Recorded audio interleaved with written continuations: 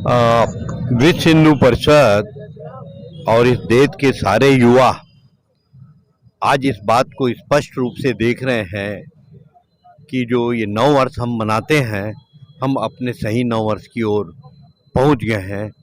आज से 10-15 साल पहले हमको इस नव वर्ष के बारे में एक सामान्य रूप से लोगों को जानकारी भी नहीं थी और वो कैलेंडर वर्ष के नव वर्ष को ही नव वर्ष मानते थे। 2-3 साल पहले तक के, अब व्हाट्सएप का ज़माना है तो सिर्फ जनवरी में ही नव वर्ष की शुभकामनाएं आती थी और हिंदू नव वर्ष या भारतीय नव वर्ष में कोई शुभकामनाओं का परिपाटी नहीं था। लेकिन मुझे ये कहने में आज खुशी है कि विश्व हिंदू परिषद और देश की जनता के जागृति से आज ये स्थिति आ गई है कि देश के अधिकांश लोग अब 1 जनवरी के बजाय हिंदू नव वर्ष के रोज ही नव वर्ष की एक दूसरे को शुभकामनाएं देते हैं और वही हमारा असली नव वर्ष है। इस बात की जागृति पूरे देश में हो चुकी है, पूरे विश्व में हो चुकी है। देखिए, आज का दिन नवरात्रि का प्रारंभ है, तो मेरे परिवार में सामान्यतः आज परिवार में सभी लोगों ने उपवास किया है और पूरे परिवार के साथ मैं आज देवी के मंदिर जा कर के आज पूजा पाठ से प्रारंभ किया।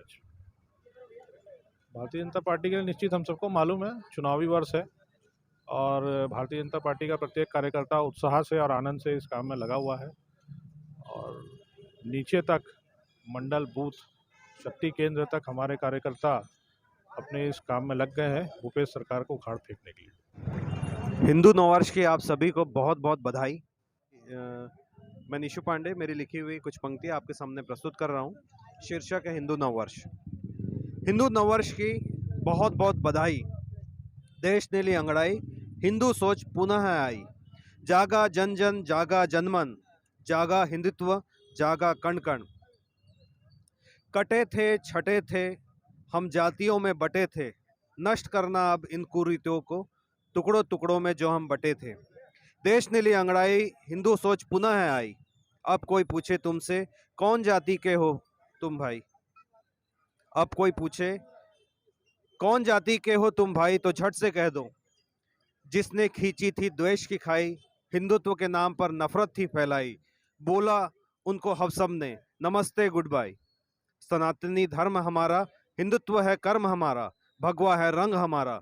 हिंदू नववर्ष की आप सभी को बहुत बहुत बधाई, बहुत बहुत बधाई। धन्यवाद। नमस्कार दोस्तों, आज हिंदू नववर्ष प्रारंभ हो रहा है। इस हिंदू नववर्ष को हिंदू समाज अपने अपने तरीके से बनाता है और आज उसी तारतम्य में हिंदू समाज के कुछ लोग जमा हुए हैं भगवा चौक में और ये बना रहे हैं हिंदू नववर्ष। और सबसे पहले शुरुआत जो हो रही है वो हो रही है आरती की शुरुआत। बहुत बड़ी संख्या में हिंदू समाज के लोग यहाँ पर इकट्ठा हुए हैं।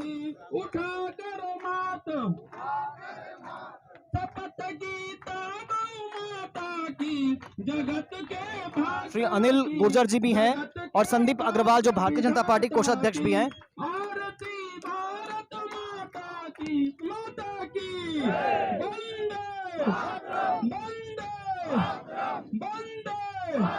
कौन हमारी सबकी माता, कौन हमारी सबकी माता,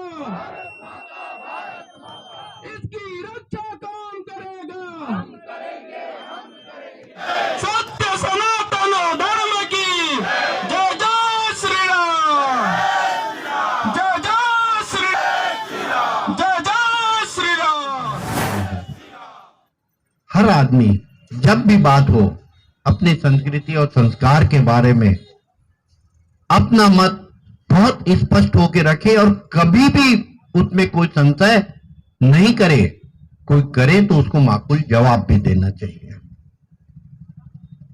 इस तरीके से हम इस नव वर्ष और वाकई में 2023 का नया साल हमारे लिए बहुत सारी चीजें लेके आ रहा है। 23 के खत्म होते होते 24 के जनवरी में मकर संक्रांति को हम सबको 500 साल के लाखों लोगों के बलिदान के में भगवान राम लला के दर्शन करने का सौभाग्य 24 में जनवरी में मिलेगा।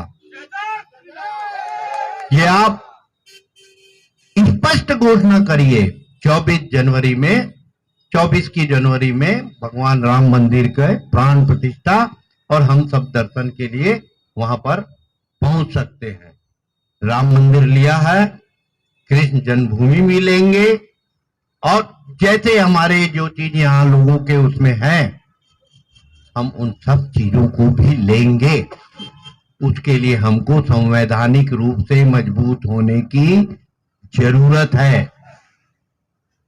आलू प्याज और पेट्रोल में उलझने की जरूरत नहीं है। संवैधानिक रूप से मजबूत होने की जरूरत है।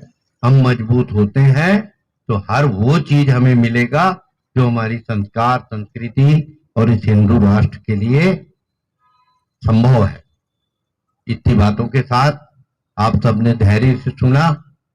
मैं बहुत बहुत आपका अभिनंदन करता हूं, अभिवादन करता हूं। जय जय श्री राम। भारत में आज कश्मीर हमारा हिस्सा माना जाने लगा है। इससे पहले तो जो कांग्रेस शासित और इंदिरा गांधी नेहरू इनके द्वारा तो हमारे भारत देश को कश्मीर अलग ही कर दिया गया था। हम सबको मालूम है कैसे नेहरू जी ने षड्यंत्र पूर्वक कश्मीर को अलग किया, पाक ऑक्युपाइड कश्मीर बनाया, पाकिस्तान बनाया। अगर वो उस समय देश की कमान सरदार वल्लभ भाई पटेल जी के हाथ में होती तो आज पाकिस्तान भी नहीं बनता, आज बांग्लादेश भी नहीं बनता, ये भारत अखंड होता। अभी हमने भारत माता की आरती गाई, अब भारत अखंड करेंगे, ये भारत अखंड होता। क्यों? क्योंकि ये ऐसे लोगों के हाथ में देश की बागडोर चले गई जिन्होंने देश को बांटने काटने का प्रयास किया। और क्यों किया? केवल और केवल अपने स्वार्थ के लिए, अपने राजनीतिक स्वार्थ के लिए, अपने आप को सत्ता पे बैठने के लिए, अपने आप को सिंहासन पे बैठाने के लिए। इस प्रकार के स्वार्थ निहित लेकर के जो सत्ता बैठती है वो देश और संस्कृति का, और मैं कहता हूं मेरे भारत देश के वासियों का नुकसान ही करती है। जैसा कि संतोष जी ने बताया, हमको पेट्रोल आलू प्याज में नहीं फंसना चाहिए। छोटे छोटे प्रलोभनों में हम फंस जाते हैं और फंस करके देश के साथ बुरा कर देते हैं। ऐसे किसी प्रलोभन में राजनीति के कोई भी 2 रुपए 4 रुपए के छोटे छोटे प्रलोभनों में नहीं फंसना चाहिए। ये हमारे भारत देश के लिए बहुत आवश्यक है। आज हम सब हमारे वरिष्ठ प्रचारक हैं अपने राजकुमार चंद्रा जी, बाकी आपको हमारे सब विस्तृत से जानकारी देंगे। लेकिन मैं एक बार पुनः आप सबसे और अपील करता हूं, सभी अपने अपने क्षेत्र में जाएं और जा करके हम सब इस चीज का ध्यान रखें कि ये भारत देश किस हाथों में सुरक्षित है और उस हाथों में ही बागडोर देने के लिए हम सबको प्रयासरत होना है। चाहे उसके लिए मुझे छोटे छोटे स्वार्थ की बलि देनी पड़े, चाहे मुझे उसके लिए छोटे छोटे मेरे किसी से झगड़ा है, किसी से दुश्मनी है, वो मेरा ऐसा नहीं है, वो ऐसा नहीं है, ऐसे आपस की लड़ाइयों से हम सब ऊपर उठ जाएं और ऊपर उठ करके भारत माँ की सेवा के लिए निहित हों। हम सब एकजुट हों। भारत बढ़ेगा, देश बढ़ेगा तो मेरा भी विकास होगा। अगर भारत का विकास नहीं होगा, भारत दबेगा तो मैं कितना ही विकास कर लूं, मैं गरीब ही कहलाऊंगा। इसीलिए आज मेरी आप सबसे ये हिंदू नववर्ष पर ये प्रार्थना है कि अपने छोटे स्वार्थों को निहित छोड़ करके भारत के विकास के लिए, भारत के विराट रूप के लिए, बड़े स्वार्थ के लिए अपना अपना कार्य करेंगे। धन्यवाद। मैं आमंत्रित करूंगा हमारे मुख्य वक्ता श्री राजकुमार चंद्रा जी को। भारत माता की। आज सुपेरा नगर भिलाई के कार्यकर्ताओं द्वारा आयोजित हिंदू नववर्ष पर भारत माता की आरती और इन नववर्ष मिलन के कार्यक्रम में उपस्थित अपने विश्व हिंदू परिषद के प्रदेश अध्यक्ष श्री संतोष गुलछा जी, भारतीय जनता पार्टी के प्रदेश कोषाध्यक्ष अपने विजय आनंद जी, भाई संदीप अग्रवाल जी और साथ ही सभी अपने हिंदू प्रेमी कार्यकर्ता बंधु। जैसे आप लोग को याद होगा कि आज से 10-15 साल पीछे जाए तो हिंदू नववर्ष लोगों को बताना पड़ता था और संघ के कार्यकर्ता भगवा झंडी ले करके सप्ताह भर पहले घर घर जाते थे और बोलते थे कि भाई ये 5 रुपए की झंडी है, इसको ले लीजिए, लगाइए। तो कोई कोई तो ले लेते थे, कोई कोई मना करते थे। लेकिन आज ऐसा वातावरण निर्मित हो गया है कि लोगों को बोलना नहीं पड़ता और बाजार से खरीद करके ध्वज लाते हैं और छोटी झंडी नहीं तो बड़ा बड़ा ध्वज भी अपने घरों पर लगाते हैं। तो ये निश्चित रूप से अपने सत्य सनातन हिंदू धर्म की एक विजय का संकेत है कि जो अंग्रेजी कैलेंडर है उसमें ऐसा कुछ भी नहीं है, केवल तारीखें बदलती है। फिर बाद में जो वहां के पोप हुए ग्रेगोरियन, उन्होंने इसको अपने नाम से और 1582 में इसको फिर विश्व में मान्यता मिली। 1582 के पहले भारत सहित कई देशों में अपना विक्रमी संवत चलता था और उसके बाद भी जब देश स्वतंत्र हुआ तो 1952 में जो यहाँ के वैज्ञानिक है और औद्योगिक परिषद के माध्यम से ऐसा एक पंचांग सुधार समिति का गठन किया गया कि भारत के पंचांग कैसे होना चाहिए, क्योंकि हमारे यहाँ जितने वैवाहिक कार्यक्रम हैं, मांगलिक कार्यक्रम हैं, आपके पूजा पाठ के जो भी है, उत्सव त्योहार है, सब हिंदी पंचांग से होते हैं। जैसे मान लीजिए इस बार 22 मार्च को नववर्ष आया, जरूरी नहीं कि अगली बार 22 मार्च को आए, तो ये हिंदी तिथि के अनुसार बदलेगा। तो ऐसा उस समय लोगों ने तय किया कि भाई एक तो तय होना चाहिए, तो इसके लिए सुधार समिति तय हुआ और सुधार समिति ने भी 3 साल उस पर अपना अध्ययन किया और 1955 में रिपोर्ट जो उन्होंने प्रस्तुत किया उसमें यही विक्रमी संवत को भारत का सरकारी पंचांग होना चाहिए ऐसा सिफारिश किया।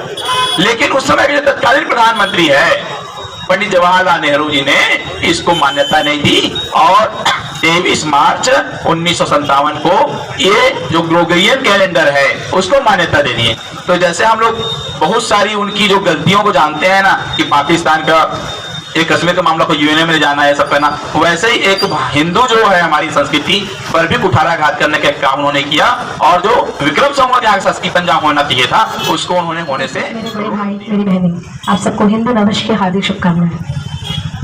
आप सभी ना छत्तीसगढ़ के महतारी के लिए आज हिंदू नववर्ष के लिए गाड़ा गाड़ा बधाई देते हो और यहाँ उपस्थित मेरे तेलुगु भाई हो मी अंदर उगादी पंడుగ की शुभाकांक्षलु। बहुत ही ऐसी माँ है मेरी माँ भारती कि मैं क्या बताऊं कि इस यहाँ जो वरिष्ठ हैं जिन्होंने मुझे आज इतना ज्ञान दिया, मैं धन्य हूँ मेरी धरा कि मैं अपने इन भाइयों से सीख के जाऊंगी और अपने जीवन को पवित्र करूंगी। मेरा सौभाग्य है आज कि आज चैत्र नवरात्र में मुझे नवरात्र के प्रथम दिन माँ भवानी के साथ मेरी माँ भारती के लिए जो स्वयं भवानी का रूप है उसके लिए मैं वंदे मातरम आप सभी के बीच प्रस्तुत कर रही हूँ। आप सभी का सब धन्यवाद। वंदे मातरम वंदे मातरम सुजलां सुफलां मलयज शीतलां शस्यश्यामलां मातरं वन्दे मातरम्।